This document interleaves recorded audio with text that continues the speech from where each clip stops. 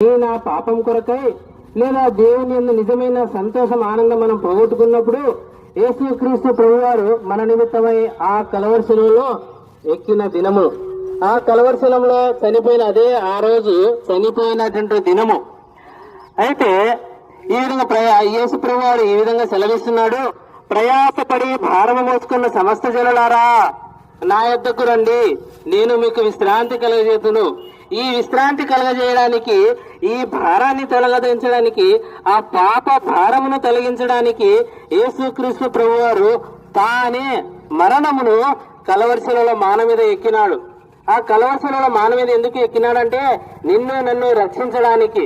వాస్తవానికి తనను తాను రక్షించగలలేడు అని చాలా మంది దానికి చెప్పినను బైబిల్ ఈ విధంగా చదివిస్తున్నది, తనను రక్షించుకోవడానికి ఆయన సిలువ ఎక్కలేదు, కానీ మనల్ని రక్షించడానికి ఆయన సిలువనెక్కినాడు. ఒకవేళ ఆయనకు ఈ యొక్క నీతి మంతుడు సిలువ వేయబట యుక్తము అని అనేక పురాణాల్లో, శాస్త్రాల్లో, గ్రంథాల్లో రాయబడిన రీతిగా ఆ యొక్క నీతి మంతుడైన యేసుక్రీస్తు ప్రభు, ఈ పాపము లేనటువంటి యేసుక్రీస్తు ప్రభు వారు ఆ కలవరిశిల మానవుని ఎక్కుటను బట్టి మనకు విమోచన కలుగుతున్నది.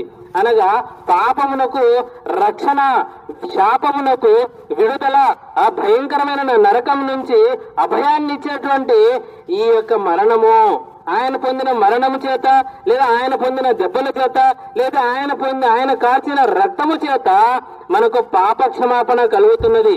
అందుకే పరిశుద్ధమైన బైబిల్ గ్రంథం రోమీయులకు రాసిన పత్రిక 10వ అధ్యాయం 9వ వచనంలో ప్రభువైన యేసు ఆయనని మృతుల నుండి లేపెనని నీ హృదయమందు నువ్వు విశ్వసించిన ఎడలా నువ్వు రక్షించబడును. ఏమని విశ్వసించాలి అని అంటే, యేసుక్రీస్తు ప్రభువారు అవును నా కొరకే, నా మరణం కొరకే, నా పాపం కొరకే, నా నరకం కొరకే ఆయన చనిపోయి సమాధి చేయబడి తిరిగి లేచి తండ్రి దగ్గరికి వెళ్ళినాడు అని మనం నమ్మాలి, ఒప్పుకోవాలి, విశ్వసించాలి. అయితే తిరిగి ఇప్పుడు యేసు ప్రభు వారు మరలా రెండోసారి రానై ఉన్నాడు. అందరూ గమనించాలి, యేసుక్రీస్తు ప్రభువారు మరలా రానై ఉన్నాడు. ఇది వరకు వచ్చినాడు, ఆయన చనిపోయాడు, మన కొరకు ప్రాణం పెట్టి రక్తం కార్చి సమాధి చేయబడి తిరిగి పరలోకానికి వెళ్ళాడు. ఇప్పుడు మరలా ఆరోహణమై ఈ ప్రాంతంలో మరలా మన కోసం రానై ఉన్నాడు. ఇప్పుడు ఎవరి కోసం రానై ఉన్నాడంటే, ఎవరి పాపాలు అయితే క్షమించబడతాయో, ఎవరైతే యేసుక్రీస్తు ప్రభువు తన హృదయంలో చేర్చుకున్నారో, ఎవరైతే ఆయన పాపములను, శాపములను, దోషములను ఆయన రక్తంతో కడగబడతారో వాళ్ళను తీసుకెళ్లడానికి యేసుక్రీస్తు ప్రభువు వస్తున్నాడు. అయితే ఈ మధ్య సాయంకాలంలో ఒక ప్రశ్న, నీ పాపాలు క్షమించబడ్డాయా? కొన్ని మాటలు మీకు చెప్పాలని వచ్చామండి. అయితే యేసు ప్రభు వారు ఈ లోకానికి ఎందుకు వచ్చాడు? అసలు యేసు ప్రభు వారు ఎవరు? అసలు యేసు ప్రభు వారు ఎక్కడ ఉండాలి? యేసు ప్రభు వారు పరలోక రాజ్యంలో దేవుని స్వరూపంలో దేవుని దగ్గర ఉండాలి. అటువంటి ఆయన కన్యక గర్భాన్ని, మరియాని కన్యక గర్భాన్ని జన్మించి భూమిలో జన్మించాడు. ఆయన మరియాని కన్యక ద్వారాగా భూమిలోకి ఎందుకు రావాల్సి వచ్చింది? ఆయన నా నిమిత్తమే వచ్చేయండి. ఆయనలో ఏ పాపము లేదు. ఆయనలో ఏ పాపము లేనప్పుడు కూడా ఆ భూమి మీద ఎందుకు రావాల్సి వచ్చింది?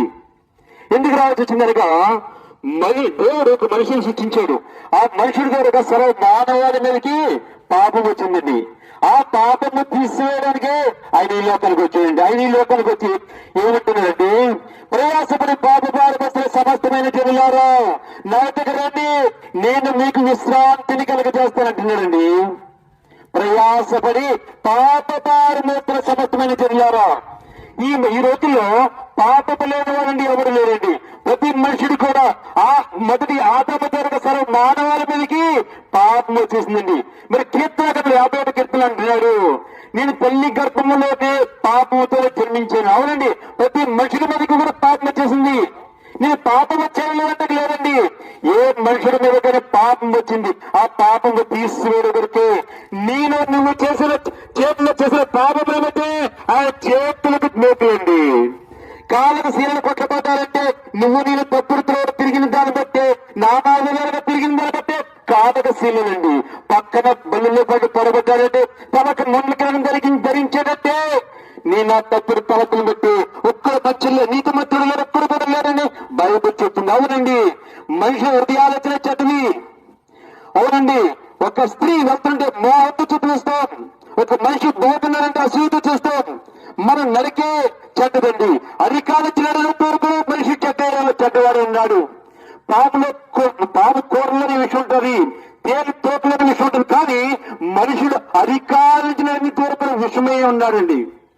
దేవుడు మనిషిని సృష్టించిన తర్వాత ఆకాశముని పేరు చూసినప్పుడు మనిషి వర్గం చాలా ఘోరమైన ఒక శుభ సందేశ వర్తమానము మీకు ఈ విధంగా తెలియజేస్తున్నాం. ఇప్పుడే మీ మధ్య ఎంతో అద్భుతమైన పాట, చక్కనైన పాట, మానవుడు ఎడల దేవుడు కలిగిన ఉన్నతమైన ఉద్దేశమును దాని ప్రకారంగా జీవించక మానవుడు తన సొంత తలంపులు ఆలోచనలు కల్పించుకొని 2 దినములే ఈ భూమి మీద జీవించేవాడిగా ఉన్నాడు. కేవలం కొన్ని దినములే ఈ భూమి మీద జీవించేవాడిగా ఉన్నాడు. అది కూడా అన్ని ఆయాసమే, అంతా దుఃఖమే, అంతా కన్నీరే, అంతా రోగమే, అంతా బాధలే, అంతా కన్నీరు, అంతా దుఃఖమే. అందుకే పాట ఈ విధంగా సెలవిస్తున్నది, నీ జీవితము క్షణభంగురమే. అది మన జీవితం ఏ పాటిదంటే కళ్ళు మూచి కరిచి తెరిచేలోగా మనిషి ఉన్నాడో పోయాడో మనకు తెలియదండి. ఈ రోజు ఎంతమంది నిద్ర లేచినామో, సాయంకాలం ఎంతమంది పడుకుంటున్నామో, మళ్ళా తిరిగి వారి ఇంటికి చేరుకుంటున్నామో చెప్పడం చాలా అసాధ్యమండి. మరి ఇంత భయంకరమైన పరిస్థితుల్లో ఉన్న మానవుని జీవితము సరే బాగానే ఉంది, మనం జీవిస్తా ఉన్నాం, మన అనుదిన పనులు చేసుకుంటున్నాం, ఉంటున్నాం, బాగానే ఉంది. కానీ ఈ దినమున యేసుక్రీస్తు ప్రభువారు ఏ విధంగా పిలుస్తున్నాడు, ప్రయాసపడి భారము మోసుకున్న సమస్త జనులారా నా యొద్దకు రండి, నీకు విశ్రాంతి కలుగజేస్తును. చూసారా, విశ్రాంతి. దేనికి విశ్రాంతి? మన జీవితంలో ఎప్పుడు పోతామో మనకు తెలియదు, దానికి విశ్రాంతి అని అంటున్నాడు దేవుడు. ఈ విశ్రాంతి ఎలా విధంగా వస్తుంది అంటే పాపము పోవుట వలన మనకు విశ్రాంతి లభిస్తుంది. ఆ పాపం ఏ విధంగా పోతుంది అంటే, చూడండి, మనకి ఏదైనా బైక్ రిపేర్ ఉన్నా బైక్ రిపేర్ దగ్గరికి వెళ్తాం. ఒక మనిషి గుండె ఆపరేషన్ ప్రాబ్లం ఉన్నా గుండె సంబంధించిన కార్డియాలజిస్ట్కి వెళ్తాం. ఒకవేళ బోన్ ప్రాబ్లం ఉన్నా ఆర్థోపెడిక్స్ దగ్గర మనం వెళ్తాం. ఈ విధంగా ఏ రోగముల వ్యక్తి ఉన్నాడో ఆ వ్యక్తి దగ్గరికే మనం వెళ్తాం. అంతేగాని మనము వేరే వాళ్ళ దగ్గరికి వెళ్ళాం. ఆ విధంగానే యేసుక్రీస్తు ప్రభువారు నేను పాపములను రక్షించుటకు యేసు ప్రభు ఈ లోకములకు వచ్చినాడనే వాక్యము నమ్మదగినదే బైబిల్ చెప్తా ఉంది. అందుకే పాపులను రక్షించడం యేసుక్రీస్తు ప్రభు వచ్చాడు. పాపి ఎవరయ్యా అంటే ఒక మానవుడే. ఎట్లా పాపి అయినాడంటే జన్మతోనే. మరి అరే ఎట్లా చెప్తున్నావా నువ్వు జన్మతో అంటే? అవును, అంటే నా తల్లి నన్ను గర్భములోనే నాకు ఒక పాపిగా నన్ను ప్రసవం ఇచ్చింది లేదా జన్మనిచ్చింది అని అంటుంది. అయితే ఈ పాపములను తీసివేయటకై యేసుక్రీస్తు ప్రత్యక్షమాయను. లేదంటే ఇంకో మాటలో చెప్పాలంటే ఆజ్ఞ అతిక్రమమే పాప. మంచి శుక్రవారము. అయితే ఎప్పుడైతే యేసు క్రీస్తు ప్రభువారు నీ హృదయంలోనికి వస్తాడో అది నీకు మంచి శుక్రవారం అవుతుంది. యేసు క్రీస్తు ప్రభువారు నీ హృదయంలోనికి ఆహ్వానించకపోతే, యేసు క్రీస్తు ప్రభువారు నీ సొంత రక్షణను అంగీకరించకపోతే అది నీ జీవితంలో మంచి శుక్రవారం జరిపించుకున్నప్పటికీ అది ఒక దినాన నీ జీవితంలో మంచి శుక్రవారంగా అనిపిస్తుంది, కానీ నీ జీవితంలో నష్టాన్ని తీసుకొచ్చేదిగా ఉంటుంది. అంతేకాదు, ఈ లోకంలో కన్ను మూస్తే నరకానికి వెళ్ళవలసిన అంటున్నావు. నీకు బైబిల్ ఉండొచ్చు, నువ్వు బైబిల్ చదవచ్చు, నువ్వు చర్చికి వెళ్ళవచ్చు, కానీ నువ్వు బ్రతుకు మారకపోతే, నీ జీవితం మారకపోతే, యేసుక్రీస్తు ప్రభువుని హృదయంలో అంగీకరించకపోతే ఉండేది నరకం. స్నేహితుడా, దినాలు చూస్తా ఉన్నాం. బయటికి వెళ్ళిన వ్యక్తి తిరిగి ఇంటికి వస్తాడో లేదో తెలియదు. ఏదైనా పని మీద బయటికి వెళ్ళిన వ్యక్తి ఏం జరుగుతుందో తెలియదు. చివరి దినాల్లో ఉంటున్నాం, అపాయకరమైన దినాల్లో ఉంటున్నాం, దుర్దినాల్లో ఉంటున్నాం, చెడు దినాల్లో ఉంటున్నాం. మనిషికి ఏం జరుగుతుందో తెలియని దినాలు ఉంటున్నాం. స్నేహితుడా, నువ్వు బైబిల్ కలిగి ఉండి హృదయంలో దేవుణ్ణి ఉంచకపోతే, హృదయంలో దేవుడు లేకపోతే నీ జీవితం వ్యర్థమే. స్నేహితుడా, యేసు క్రీస్తు ప్రభువారు బైబిల్ నీ దగ్గర ఉన్నంత మాత్రాన ప్రయోజనం లేదు, కానీ నీ హృదయంలో ఉంటే, నీలో ఉంటే, నీ దేవుడుగా ఉంటే అది నీకు మంచి శుక్రవారం, శుభదినము, మంచి శుక్రవారంగా ఉంటుంది. స్నేహితుడా, మీకు అన్ని తెలుసు కాబట్టి ఏం చెప్పాల్సిన అవసరం లేదు. యేసు క్రీస్తు ప్రభువారు త్వరగా రాబోతుంటున్నాడు. ఆయన వచ్చినప్పుడు విడవబడితే నిత్య నరకం ఉంది, అగ్నిగుండం ఉంది. యుగాల అగ్ని కాల్తావా? దేవుణ్ణి నమ్ముకొని హృదయంలో దేవుని తెచ్చుకొని బతుకు మార్చుకొని పరలోకం వెళ్తావా? దేవుడికి 2 మార్గం పెడతా ఉంటున్నాడు. ఒకటి జీవ మార్గం, 2 నరకం. ఏది కావాలో నువ్వే తీర్మానం చేసుకో. నిజంగా జీవంలో ప్రవేశించాలనుకుంటే, దేవుళ్ళు ప్రవేశించాలనుకుంటే, ఈ రోజు నా బ్రతుకులో నెమ్మది లేదు, బైబిల్ ఉంది, నేను క్రైస్తవుడునే, నేను చర్చికి పోతాను, కానీ నా హృదయంలో నెమ్మది లేదు. యెహోవా నా హృదయంలో నెమ్మది ఇవ్వు. ఇది నుండి నేను నిజమైన క్రైస్తవుడుగా, నిజమైన దేవుని బిడ్డగా నిజమైన మంచి శుక్రవారం, నా మంచి గుడ్ ఫ్రైడేగా నువ్వు వచ్చిన ఉద్దేశాన్ని నా జీవితంలో నేను అనుభవించుకుంటానని నువ్వు చిన్నగా ప్రార్థన చేస్తే దేవుడి హృదయంలోకి వస్తాడు. చిన్న ప్రార్థన చేయి. యేసుప్రభువా, ఈ శుక్రవారం, ఈ మంచి శుక్రవారం నాకు గుడ్ ఫ్రైడే మంచి శుక్రవారంగా ఉండాలని కోరుకుంటా ఉన్నాను. కాబట్టి నా హృదయంలోనికి రా యేసయ్యా, నా బ్రతుకును మార్చు, నా హృదయంలోనికి వచ్చి నా బ్రతుకును మార్చు.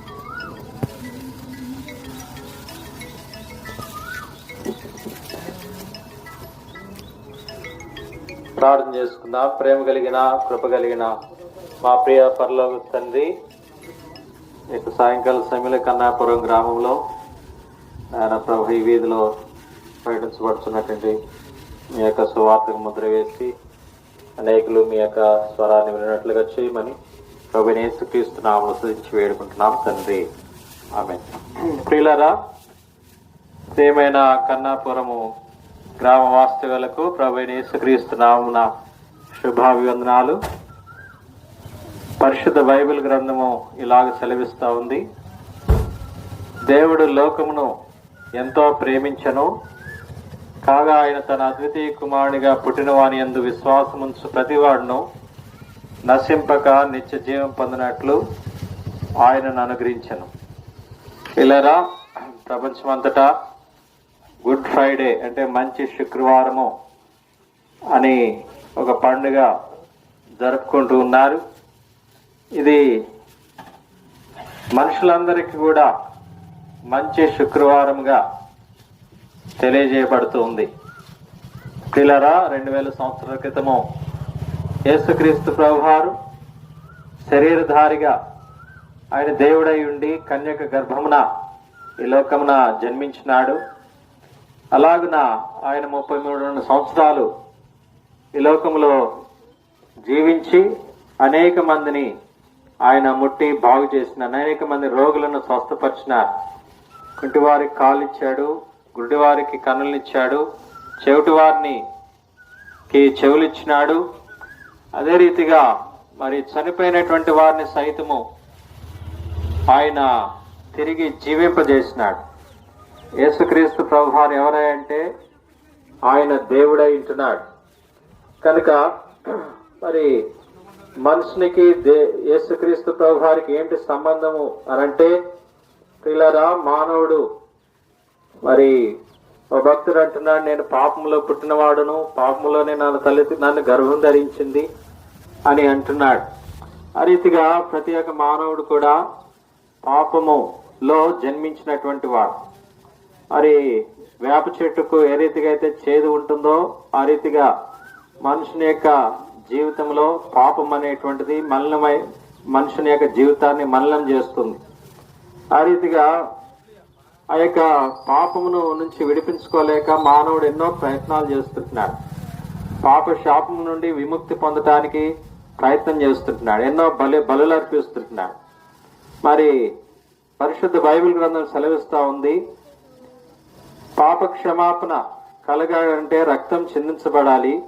అయితే కోడల యొక్క రక్తము, మేకల యొక్క రక్తము, మరి కోడల యొక్క రక్తము, ఇంకా మరి పశువుల యొక్క రక్తము ఈ యొక్క మానవుని యొక్క జీవితంలో ఉన్నటువంటి పాపమును తీసివేయజాలవు గనుక మరి యేసుక్రీస్తు ప్రభువారే శరీరధారిగా ఈ లోకమునకు వచ్చి ఆయన మరి మనుషులందరి యొక్క పాప శాపముల నుంచి విడిపించట కొరకై పరిశుద్ధమైన నీతిమంతమైనటువంటి రక్తాన్ని చిందించినాడు.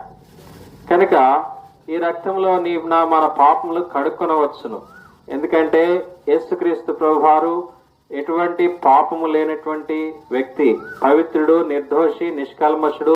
శుభవర్తమానం చెప్పడానికి వచ్చినాం. Today is the good Friday, the whole world is celebrating the good Friday. ఈ రోజు శుభ శుక్రవారంగా ప్రపంచమంతటా ఈ పండుగను జరుపుకుంటున్నారు. Good Friday explain you what is the good Friday, what the Christians are celebrating the good Friday. అసలు ఈ రోజు గుడ్ ఫ్రైడే అంటే ఏంటి, క్రైస్తవులు ఎందుకు దీన్ని విధంగా పండుగలా చేస్తున్నారు అనే విషయాన్ని మీకు చెప్తాను. Good Friday is the day that the Lord Jesus Christ died for us all. Good Friday అంటే ఈ దినంలో యేసుక్రీస్తు వారు కలవరిలో మరణించిన రోజు. This day the God has died on the cross for your sins and sins of the whole world. ఈ రోజు ప్రభువైన యేసుక్రీస్తు వారు కలవరిపై నీ పాపాల కొరకే, నా పాపాల కొరకే, సర్వలోక పాపాల కొరకే చనిపోయినారు.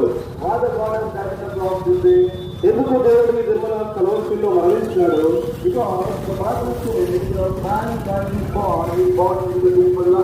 బైబిల్ గ్రంథం ఏం చెప్తా ఉందంటే మానవుడు జన్మించినప్పుడే జన్మతః పాపిగా ఉన్నాడు. పాపము నుంచి విడిపించడానికి పాపమునకు ప్రాయశ్చిత్తమైంది ఏదీ లేదు. Therefore, the God has sent His only one begotten Son in this world. అందుకే దేవాతి దేవుడు తన కుమారుడైన యేసుక్రీస్తు ప్రభువారిని ఈ లోకాన్ని పంపించినాడు. He has so loved the world.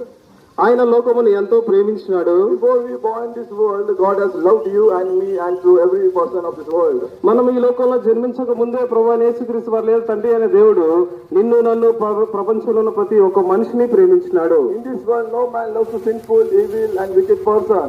ప్రతి మనిషి ఈ లోకంలో పాపిగాను లేదా దుర్మార్గుడుగాను చెడిపోయిన వాడుగా ఉన్నాడు. But the Lord Jesus Christ, that now we are sinners, now we are wicked, but God has loved us so much that He has given His only Son for on behalf of our sins. మనము పాపులమైనప్పటికీ చనిపోయిన వారు అయినప్పటికీ దేవుడు మనల్ని ప్రేమించి తన కుమారుడైన క్రీస్తు యేసు ప్రభువారిని మన కొరకు అప్పగించినాడు. The Bible says, పరిశుద్ధ గ్రంథం ఈ విధంగా చెప్తా ఉంది. the God loves never change. His love is pure, true and perfect love and complete love. దేవుని యొక్క ప్రేమ మారనిది, పరిపూర్ణమైనది. అది నిన్ను నన్ను విడిచిపెట్టేది కాదు, ఎడబాయని ప్రేమ. Now we are whatever we are, whatever conditions we are, that God has loved us. మనం ఏ స్థితిలో ఉన్నప్పటికీ దేవుడు మనందరినీ ప్రేమించినాడు. Now whatever person you are, what type of person you are, the God is loving to you and to me, to every person of this world. నువ్వు ఎలాంటి మనిషి అయినా సరే ప్రపంచంలో నిన్ను ప్రతి ఒక్క మనిషిని దేవుడు ప్రేమిస్తా ఉన్నాడు. Therefore, the God has sent His only begotten Son in this world. అందుకే దేవుడు తన కుమారుడైన యేసుక్రీస్తు ప్రభువారిని ఈ లోకానికి పంపించినాడు. To save you and me, the whole world, from all the sins of the world and all the sins of our life. అందుకే దేవుడు ప్రపంచంలో అందరి పాపాలను క్షమించడానికి, నీ పాపాలు నా పాపాలు క్షమించడానికి తన కుమారుడైన క్రీస్తు యేసు ప్రభువారిని పంపించినాడు. That in this world no one is perfect, no one is holy except the Lord Jesus Christ. ఈ ప్రపంచంలో పరిపూర్ణ పరిశుద్ధులైన వారు ఎవరు లేరు, ప్రభువైన యేసుక్రీస్తు వారు తప్ప. Because the God has so loved that before we born, that He has died on the cross, crucified on the cross, put the nails on His hands, and was buried and raised on third day. మనం ఈ లోకంలో జన్మించకముందే ప్రభువైన యేసుక్రీస్తు వారు నిన్ను నన్ను ప్రేమించి ఆ యొక్క కలవరిశిలో నీ కొరకే నా కొరకే నలగొట్టబడినాడు. ఆయన చేతిలో మేకులు కొట్టబడ్డాయి, ఆయన యొక్క తల మీద ముళ్ళ కిరీటం పెట్టబడింది. My brothers and sisters, నా ప్రియ సహోదరి సహోదరులారా, for our sin no one will die, no one will sacrifice. మన పాపల కొరకు ఎవరు చనిపోరు, ఎవరు మన కొరకే ప్రాయశ్చిత్తం చెల్లించరు. Before you and I born, before no person born in this world, God has died on the cross for our sins. ఈ లోకంలో ఎవరు జన్మించక ముందే మనందరి కొరకే ప్రభువైన యేసుక్రీస్తు వారు కలవరిశిలో మరణించినారు. So you want to do only one thing in your life. నీ జీవితంలో ఒకటే ఒకటి అవసరమైనది. Just come on it ఈ యొక్క మోకాళ్ళ మీదకి వచ్చి and pray a small prayer. ఈ యొక్క చిన్న ప్రార్థన చేయండి. Oh God, from my mother womb till now, what I have done the sin, forgive to me by blood, clean all my sins, wash my sins, and make me as a son, and come in my heart, and I accept you as a Savior. నేను తల్లి గర్భంలోంచి వచ్చినప్పటి నుంచి ఇప్పటి వరకు కూడా అనేక పాపాలను చేస్తూ వచ్చాను. మీ రక్తంతో నా పాపాలను కడగండి, నా హృదయంలోనికి రండి అని ఈ చిన్న ప్రార్థన నువ్వు చేస్తే నువ్వు రక్షింపబడతావు. And I believe unto you that you have died in this day on the cross because of my sins, and to give me your everlasting life, eternal life, and to give me the great salvation. ఈ రోజు నువ్వు నా కొరకే కలవరిశిలో మరణించినావని, నా కొరకు నిత్య జీవనం ఇచ్చుటకే నువ్వు తిరిగి లేచినావని నువ్వు నమ్మితే ఆ యొక్క రక్షణ నువ్వు పొందుకోగలవు. This day is a Good Friday day, that God has died for our sin on the cross to save us from the sins, to save us from hell, to give us eternal life, everlasting life. ఇది మన క్రీస్తు యేసు ప్రభువారు మన పాపములను క్షమించుట కొరకే, మనకందరి కొరకే, సర్వలోక పాపములను క్షమించుట కొరకే, నరకాన్ని విమోచించుట కొరకే, మనందరి కొరకే కలవరిశిలో మరణించినాడు. దాన్ని మనం గుడ్ ఫ్రైడేగా అంటున్నాం. Just have a simple faith on the Lord Jesus Christ. You will have the eternal life. Your name will be written on the holy book. నువ్వు సామాన్యమైన విశ్వాసం ఉంచితే చాలు, ప్రభువైన యేసుక్రీస్తు వారి యొక్క రాజ్యంలో. గుడ్ ఫ్రైడే, శుభ శుక్రవారం.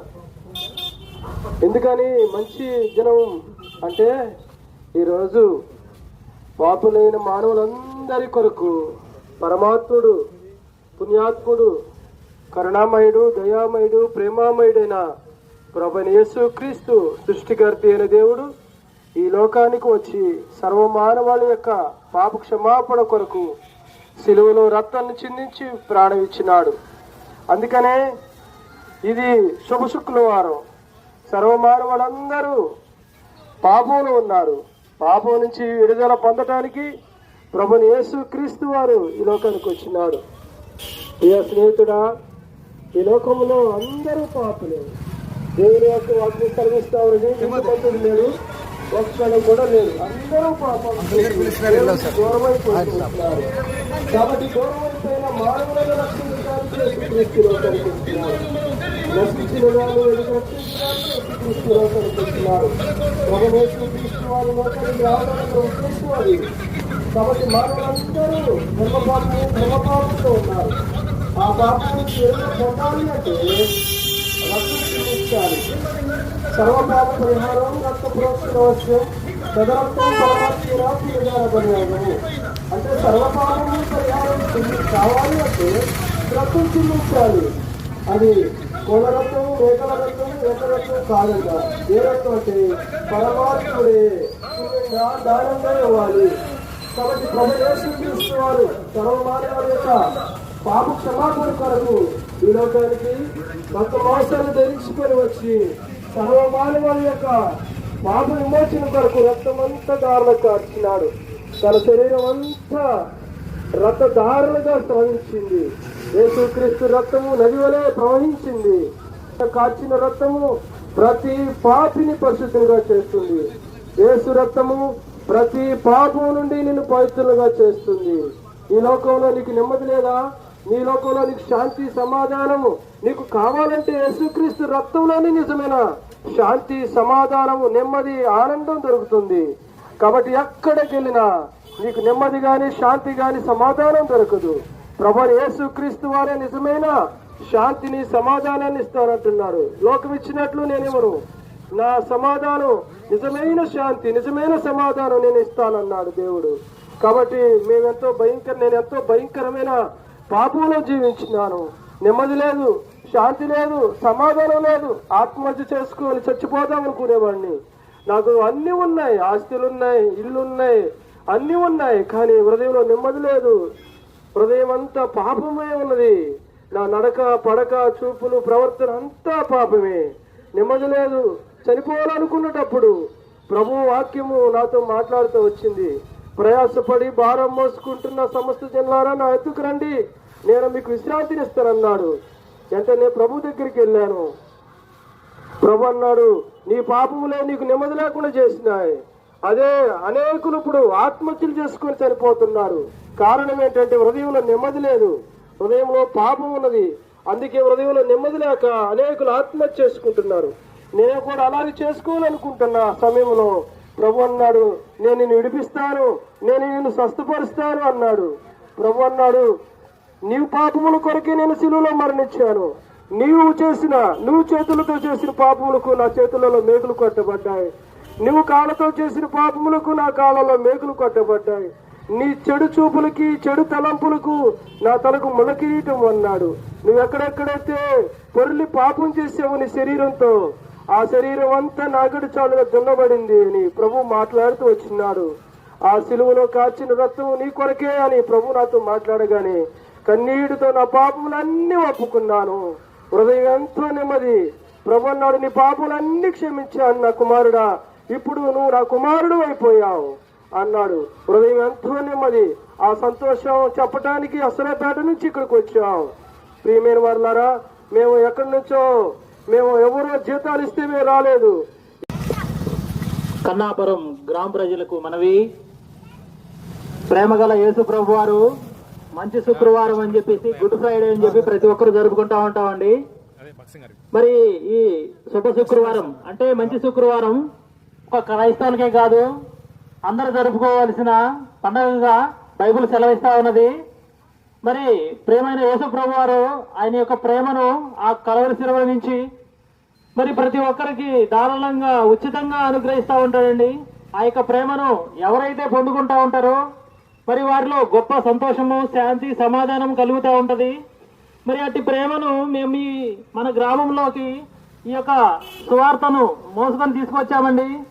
మరి మేము ఎట్టి ఆ సంతోషము ఎట్టి ఇది మేమైతే కలిగి ఉన్నామో, ఎట్టి ఆనందం క్రీస్తులో అది మీకు కూడా చెప్పాలని, మేము కలిగి ఉన్న ఆనందం మీరు కూడా కలిగి ఉండాలని, మేము కలిగి ఉన్న రక్షణ మీరు కూడా కలిగి ఉండాలని ఈరోజు మన గ్రామంలోకి మేము పాటలు పాడుకుంటూ మరి అనేక మందిగా మరి దేవుడి మాటలు చెప్పుకుంటూ వస్తూ ఉన్నామండి. ఎవరైతే ఈ శబ్దయంత్రం ఉన్నారో వింటా వస్తా వచ్చినారో మరి ఆ మాటలు తోసిపుచ్చవద్దండి. మరి మీ హృదయంలో చిన్న మాటలు కానీ మీరు అనుకున్నట్లయితే మరి మంచి శుక్రవారం అంటున్నారు, మరి శుభ శుక్రవారం అంటున్నారు, గుడ్ ఫ్రైడే అంటున్నారు, ఏదో నాకు తెలియదు కానీ మరి దేవుడు మాటలు మంచి మాటలని మీరు విశ్వసించిన ఎడల మరి మా సహ మధ్యకి వస్తా ఉన్నారు, వారి దగ్గర దేవుడు మాటలు మరి ఉంటా ఉన్నాయి. మీరు కానీ తీసుకొని మరి ఆ మాటలు జీవం గల మాటలండి మీ హృదయంలో భద్రపరుచుకుంటే మీ హృదయంలో ఏదైతే శాంతి సమాధానం లేకుండా ఈ లోకంలో అన్ని కలిగి ఉన్నప్పటికీ మరి మనకున్న ధనం కానీ మనకున్న ఆస్తిపాస్తులు కానీ మనకున్న కులమత భేదాలు ఏమీ లేవండి. ఒకరోజు మరణం అనేది సంభవిస్తుంది.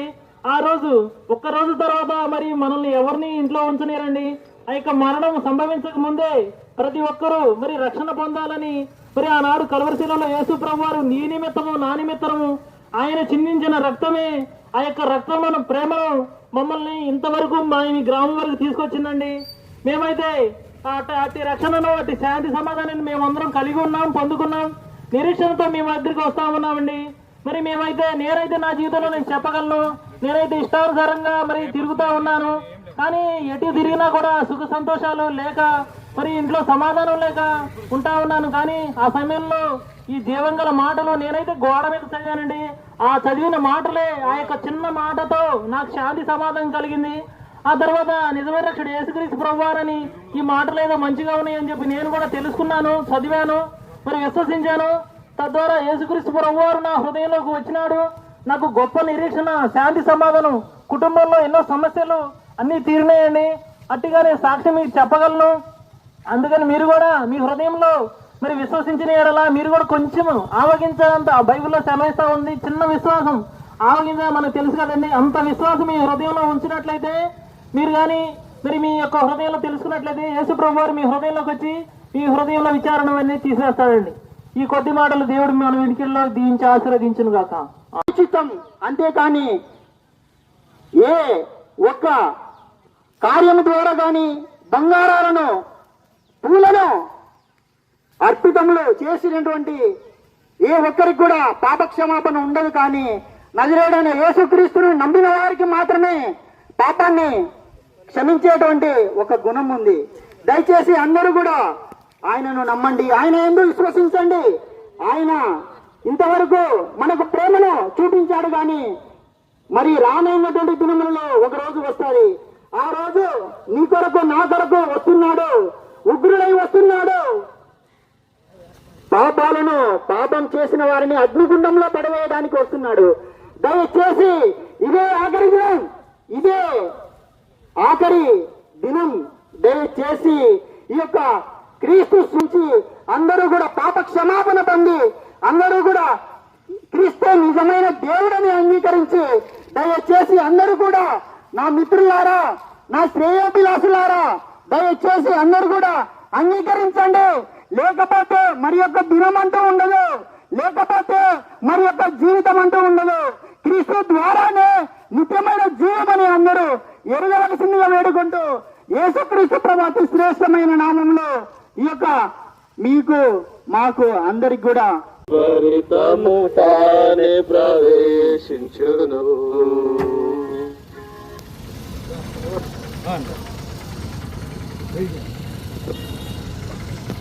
ప్రియ పరలోకమందు తండ్రి, కృపా సత్యం పొందిన దేవా, ఇంతవరకు మాకు సువార్తలు చేసిన సహాయాన్ని బట్టి స్తోత్రములు.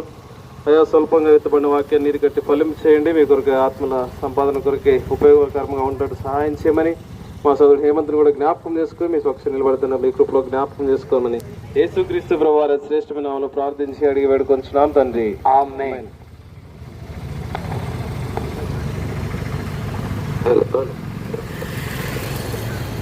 ప్రియమైన గ్రామ నివాసులారా, ఈ యొక్క సాయంకాల సమయంలో ఎద్దకు వచ్చిన మేమనగా ప్రభువైన యేసుక్రీస్తు వారి గురించి, ఆయన ఏమై ఉన్నాడు, ఎందుకు వచ్చాడు ఈ లోకాన్ని గురించి చెప్తూ వస్తున్నాం. అయితే ఈ దినము గుడ్ అని చెప్పి తెలుసు.